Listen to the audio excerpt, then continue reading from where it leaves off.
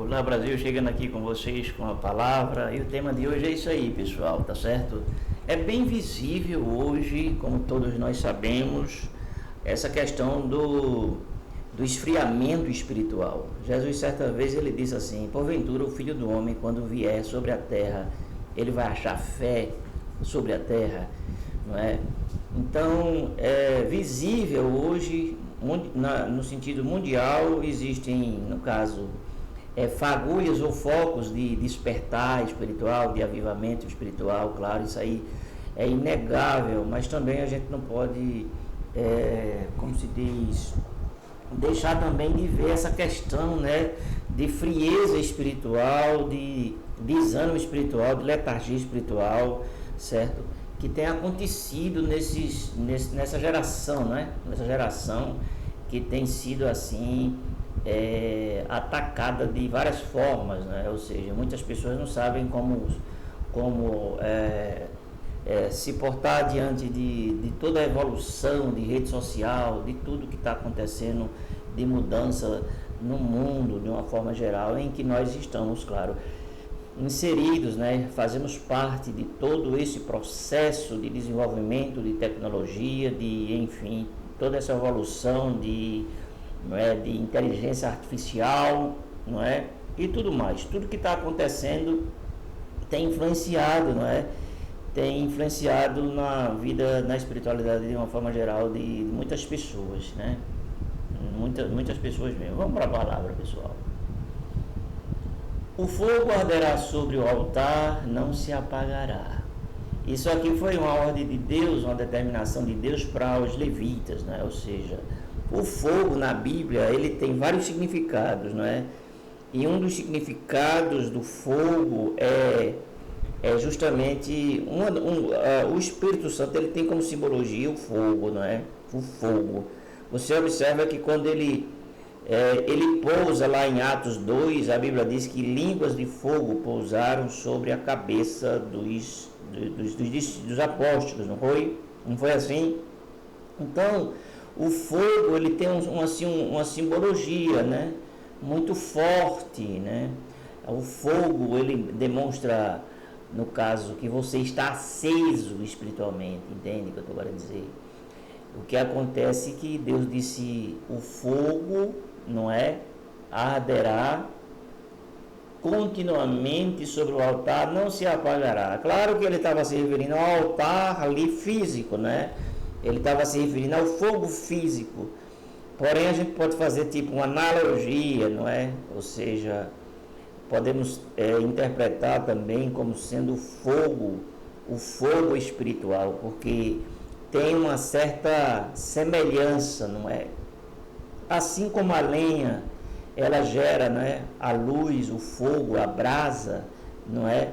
Nós podemos dizer o seguinte, que muitas coisas na nossa vida nos mantêm acesos e que durante o tempo a gente vai, digamos assim, abandonando esse hábito, essas práticas que mantêm a nossa vida espiritual acesa, não é? Uma delas que eu acho assim muito importante, de prioridade número 1, é amor, paixão pela palavra, né? Hoje a gente observa que a palavra, ela, no caso, muitos púlpitos estão mortos, só está cinza, não tem mais nem fumaça, só cinza, porque a palavra não está sendo ministrada, não está sendo ensinada, falada como ela é, não é? A gente observa isso até em igrejas tradicionais mesmo aí, centenárias no Brasil, que você vai para o culto, você quando chega lá no culto, 95% é só linguiça, é só encher linguiça, é louvor, é apresentação de A, de B, de C, de teatro, de não sei o que, aquela coisa toda, de visitante, aquela liturgia religiosa que apagou completamente a chama do Espírito Santo naquele meio, não é? Entende o que eu estou querendo dizer? Então, muitas coisas, muitos exageros, né? Por outro lado, nós temos aí as igrejas já, podemos dizer, neoliberais, né? Ou seja, também apagar o fogo do meu jeito. Porque muitos criticam, porque aquela denominação é radical, aquela ali já apagou o fogo, já jogou água, já virou gelo. E a outra é liberal, né? E a outra fica nem é liberal e não é do outro lado, ela fica entre meio termo, não é? Já outros já foram para o liberalismo total. Todos querendo atrair a glória de Deus, mas a glória de Deus não está mais habitando em muitos lugares. Claro que eu não vou generalizar, porque aí seria ignorância da minha parte, não é? Mas vocês lembram que quando a nora de Eli, ela foi ter o filho, ela expressou aquela palavra, foi e acabou. E acabou na expressão ali significava foi-se a glória de Israel, né? Então em muitos templos, muitos altares, o acabou, acabou, entende? A glória de Deus, a unção de Deus. Por quê? Porque o fogo no altar se apagou. Apagando-se o fogo no altar, a igreja, ela se torna indiferente, ela se torna fria, ela se torna mundana, ela se torna religiosa, ela se torna ativista, ela se torna tipo assim, uma organização e não um organismo vivo, né? Porque a igreja, ela é um organismo vivo, mas muitas coisas vai matando, certo? As características da igreja como ser vivo que ela é, né? O corpo de Cristo vivo na terra para expressar o reino de Deus, né? E muitas coisas vão contribuindo para que isso vá se diluindo durante o tempo. E hoje nós importamos muitas coisas americanas que praticamente não tem nenhum tipo de valor, não é? Espiritual assim, tipo como estrutura espiritual não tem, entende? É muita melosidade americana entrando no Brasil, muitas cópias que não tem nenhum tipo de fogo, só tem fumaça, aquela fumaça que encandeia, que não deixa você enxergar a glória de Deus, não deixa você né, entende o que eu estou querendo dizer? Então, analisando a igreja nessa geração, 40 anos passados, hoje ela tem outra identidade, né? Muitas coisas melhoraram e muitas coisas pioraram, né? Ou seja, foi para o beleléu, como diz a história, né? Infelizmente essa é a verdade. E o que acontece, nós temos que manter a nossa vida espiritual. Aí o fogo tem que ser mantido, né? Você, por exemplo, você acende uma fogueira, ali você tem vários tição, um quando encosta no outro, ali forma esse fogo aí que você está vendo na tela, não é assim? Forma o fogo. Agora, se os tição eles forem se afastando, a claridade e o fogo diminui, porque o que traz o fogo é a união, a unidade, entende? A partir do momento que não há unidade, o fogo ele se espalha e aí ele perde, né?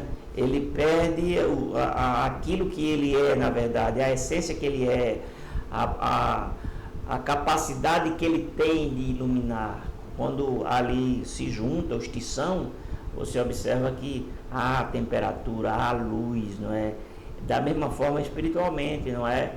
Quando a gente tem essa visão de unidade, o fogo ele se manifesta.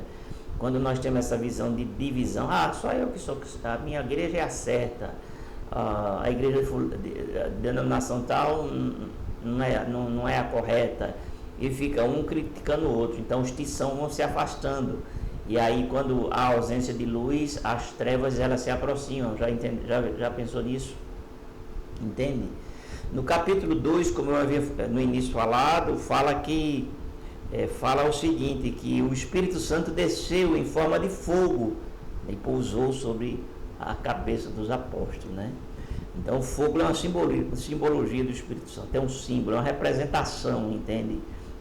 E o que acontece é que a gente está se afastando desse fogo, as trevas vão ocupando, a escuridão vai ocupando o lugar da claridade, da luz, do fogo, daquele ambiente.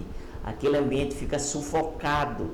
É por isso que as pessoas hoje perderam várias coisas, né? A adoração, você observa, as pessoas têm dificuldade de adorar. Adorar, você pode fazer um congresso de adoração, mas adoração é uma coisa que, tipo assim, você não pode obrigar ninguém a lhe amar, você não pode obrigar ninguém a gostar de você. Da mesma forma é a adoração. A adoração é uma coisa espontânea, que parte do ser de dentro para fora, não é?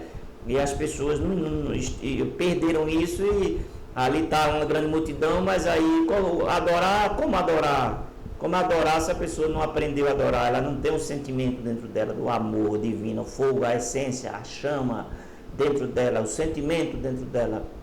Se não tem esse sentimento, como é que ela vai adorar? Como é que ela vai adorar se ela não tem o sentimento, se ela não tem a essência dentro dela? Entende o que eu estou querendo dizer? Da mesma forma é a questão da palavra, não é? Vemos aí muitos aí nessa nova geração aí com invencionices, apagando totalmente e arrebanhando uma multidão de pessoas que se tornam heréticas, porque o herege está ensinando heresia. E as pessoas, como não têm o discernimento espiritual para discernir aquela heresia, seguem aquela heresia. É tipo assim, por exemplo, hoje a gente vê muita gente aí adivinhando CPF, endereço, dizendo não, onde tu mora, né? Dizendo onde tu trabalha, dizendo o nome do pai, da mãe, falando todas essas coisas. E o povo, e arrebanhando a multidão, e o povo, infelizmente, acreditando. Né? Porque não tem o discernimento, que é o espírito de engano que está por trás, né? Aí quando você fala espírito de engano, aí você diz assim, porque está julgando. Não é que está julgando, não, é porque eu estou vendo, eu sei que estou falando, tá certo? É espírito de engano, pronto, e é isso mesmo, pronto, acabou. É o espírito de engano que está por trás, entende? Porque você não vê na Bíblia os apóstolos com esse tipo de atitude. O tipo de atitude deles é justamente totalmente diferente. E nossa base tem que ser a palavra de Deus, não é essas coisas, inovações, tá certo? Que estão surgindo e as pessoas cada vez mais sendo arrebanhadas e acreditando, infelizmente, nesse tipo de mensagem, nesse tipo de ensinamento, nesse tipo de coisa. Então o fogo apagou. Como o fogo apagou, agora eu tenho, claro, que inventar coisas. Porque se eu não inventar coisas, como é que eu vou ter multidão me seguindo? Não é? Como é que eu vou ter multidão naquele espaço? Eu tenho que criar coisas, inventar coisas, entendeu? Fantasiosas e principalmente coisas que o povo gosta de ouvir e gosta de ver. Pronto, é isso aí. Aí o fogo apagou, agora está esse circo que está acontecendo aí e que as pessoas acham que realmente aquilo ali é a essência, mas aquilo ali não é a essência. Aquilo ali nem a sombra da sombra não é nem a sombra da sombra daquilo que é a essência da realidade. Então o fogo, quando ele vai se apagando, pessoal, ou quando ele se apaga e acabou, foi-se a glória de Israel, vai acontecer tudo isso aí, entendeu? Como Paulo disse, nos últimos dias surgirão falsos mestres, falsos apóstolos, falsos pastores, não é? Falsos irmãos, porque o falso gera o falso, entende? E as pessoas se identificam mais com a mentira do que com a verdade. Vamos trazer para o lado político, por exemplo. Então, as pessoas se identificam mais com o erro do que com a verdade, se identificam mais com a escuridão do que com a luz, porque dentro delas é justamente isso que elas carregam. Então é por isso que elas se identificam justamente com essa situação. Então vamos partir aqui agora, como é que a gente vai pegar esse altar cheio de cinza, esse altar rachado, esse altar quebrado, esse altar sem presença de Deus, sem glória de Deus, esse altar falido, quebrado na emenda. Como é que a gente vai pegar agora esse altar? Elias, quando ele chegou lá no Monte Carmelo, a primeira coisa que ele fez, vocês lembram? 1 Reis, capítulo 18 a 19, ou é 2 Reis? Está lá em 1 Reis ou é 2 Reis. Pode procurar que você vai encontrar lá, tá certo? Então, o que acontece? Quando ele fez aquele desafio com os profetas de Baal, entende? A primeira coisa que ele fez, qual foi? Vocês sabem? Foi justamente reparar o altar. A palavra diz que o altar as pedras estavam todas, não é? Tipo assim, o altar tinha sido abandonado. Então o que acontece? O altar estava rachado, as pedras que representavam as tribos de Israel, ele pegou e juntou aquelas pedras, entendeu o que eu estou querendo dizer agora? Então, o altar estando mesmo em situação precária, caótica, estando no labirinto e escuridão, ainda há uma esperança desse altar ser restaurado, com certeza. Agora, quais são as atitudes que eu, que você, que nós temos que ter para que esse altar rachado, só tem fumaça, entende? Ele ressuscite. É justamente a gente seguir aquilo que que a palavra de Deus nos ensina e que os apóstolos seguiram. É isso mesmo, orai sem cessar. Acredito assim. Primeiro vem a palavra, depois vem a oração, porque muitos dizem assim: haverá um grande avivamento no Brasil. Eu acredito nisso, eu não duvido disso aí não. Eu acredito e creio nisso. E até acredito que nessa geração vai ter esse avivamento. Eu acredito nisso. Entende o que eu estou querendo dizer? Mas assim, tipo, muitos dizem assim: vamos orar. É oração, não orar. Outros dizem assim: vamos jejuar. É só jejum. Entende? Vai gerar um avivamento distorcido. Entende? Totalmente desconexo. Entende? Como surgiu nas gerações anteriores, aqueles avivamentos que foram totalmente, tipo assim, de aproveitamento se tirou ali 10%, o resto era tudo emoção humana, porque quando vem um avivamento, começa as invencionices das pessoas. É tipo assim, esses pregadores americanos que vêm para cá, né? Esses pregadores americanos vêm para cá e começa a soprar os outros, começa a empurrar os outros, começa essas coisas todas, aí o pessoal, que avivamento, que poder, tudo um bando de besta. Eu fui aqui num congresso aqui na Paraíba, me chamaram, eu fui lá no congresso, cheguei lá, tava uma coisa assim séria, foi. Tinha um pastor lá, batia assim nos peitos da pessoa e empurrava, mas empurrava com força mesmo, não estou aqui inventando não. E eu disse à minha esposa: se esse caboclo vir me empurrar, eu vou dar um chute na canela dele, que ele não se levanta mais não, foi. E então ele desceu do altar e começou a empurrar um bocado de irmãos, os irmãos caindo lá, e tudo feito menino lá, falando língua estranha, não sabia nem o que estava falando, porque a Bíblia diz que quem fala a língua tem que procurar interpretar, é isso que a palavra ensina. E caiu bem uma multidão de gente lá, e lá veio ele na minha direção, né? Eu já não estava muito assim, sabe? Eu já estava assim, eu vou dizer para você, eu não vou dizer a você, já estava assim, já meio assim, azoado, E aquele irmão veio, tá, aquela coisa toda, eu me preparei, me firmei meus passos, eu digo, quando ele vir para mim me empurrar, eu vou dar um chute no joelho dele. Mas aí ele teve sorte, ele empurrou o irmão deu uma cambalhota e saiu caindo debaixo das cadeiras, aquela palhaçada toda. E a maioria, por isso que eu digo assim, eu não pense como a multidão, não haja como a multidão, nem vá pela multidão, porque eles podem estar errados. E eu fiquei só olhando assim, fiquei com aquela saudade, com aquela vontade de dar aquele chute na canela daquele pastor, que se dizia pastor, mas ele passou de raspão, empurrou o irmão saiu na cambalhota pelas cadeiras e tudo mais, aquela coisa toda. E é isso aí para você ver como o povo é besta. Tudo eles pensam que é Deus que está no meio. E quando a gente vê, vai analisar, entende que Deus vai dar um discernimento para você, você vai ver que é carne. O fogo apagou de vez na vida dessas pessoas. E elas ficam criando coisas, ilusão para você acreditar naquela ilusão que é Deus que está agindo. Pessoal, pelo amor de Deus, eu sou dos anos 80, eu fui criado, eu sei, eu tenho experiência, eu sei o que é presença sublime, divina, presença plena do Espírito Santo na vida do ser humano. Eu não estou aqui desabafando e nem falando aquilo que eu nunca vivi, aquilo que eu não conheço, aquilo que eu não sei. Hoje em dia, nessa geração, saudosa memória daqueles pastores sérios que foram-se embora, está surgindo essa geração fanática, vazia, essa geração muitas vezes só trazendo fumaça para a igreja, só trazendo fumaça. E existe avivamento no Brasil? Existe sim, com certeza. Existe muita gente séria? Com certeza. Existe muita gente séria, existe muita gente abençoada, muitos ministérios abençoados, muita gente com compromisso com Deus, mas também, pessoal, E existe muita palhaçada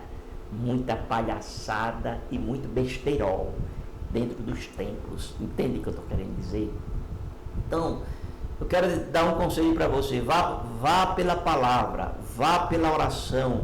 Jejum de 15 dias ou uma vez na semana, nem que seja uma vez no mês. Mantenha.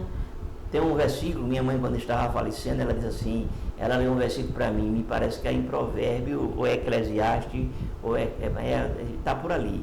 Ela disse assim, meu filho, nunca falte o óleo sobre a tua cabeça e as tuas vestes sempre se mantenham brancas. Tem esse versículo na Bíblia, viu? Nunca deixe faltar o óleo sobre a sua cabeça. Quem tem unção tem tudo, e quem não tem se perdeu na caminhada, se perdeu nos referenciais. Então, pessoal, não deixe o fogo no altar se apagar. Mantenha o fogo no altar. Deixe Deus agir na sua vida. Deus puro. Saia fora das invencionices, desse espírito de adivinhação que está surgindo, desse espírito de engano que está surgindo. Fuja desses que estão adivinhando CPF, nome do seu pai, da sua mãe. Isso tudo são coisas de espiritualistas, entende? Que quando eu me lembro que quando eu fui, uma vez que eu fui na minha família, o povo era dessa do lado esquerdo, eu fui, quando eu cheguei lá, aí o caboclo disse, eu sou sua avó, e não sei o que. E um homem falava como mulher e dizia toda a vida preguiça da minha avó. E claro, eu era criança de 7, 8 anos, né? Entende? Ele sabe onde tu nasceu, sabe a idade que tu tem, quanto tu pesa, a tua altura, ele sabe aonde tu mora, ele conhece teu CPF, ele conhece a tua profissão, ele sabe se tu tá bem no casamento, se tu não tá, ele sabe o teu nome, ele sabe tudo de tu, ele só não sabe o futuro. Entende? Mas mesmo assim ele pode causar coisa para o futuro, entende? Ele pode profetizar um futuro para você, porque o diabo profetiza, o diabo ele bota doença, ele tira doença, o diabo ele pinta, o diabo ele borda, e vocês ficam acreditando dentro do templo que é o Espírito Santo que está fazendo, e muitas vezes não é. Não vou generalizar, claro, entende? 90 e tantos % é Deus agindo puramente. Mas muitas coisas é o espírito de engano, de adivinhação, que está agindo e vocês aplaudindo de pé. Tá bom, pessoal? Vou ficando por aqui. Se puder, compartilhe esse vídeo e reveja de novo. E você vai ver que muita coisa vai bater. Beijo no coração de vocês e a gente se vê.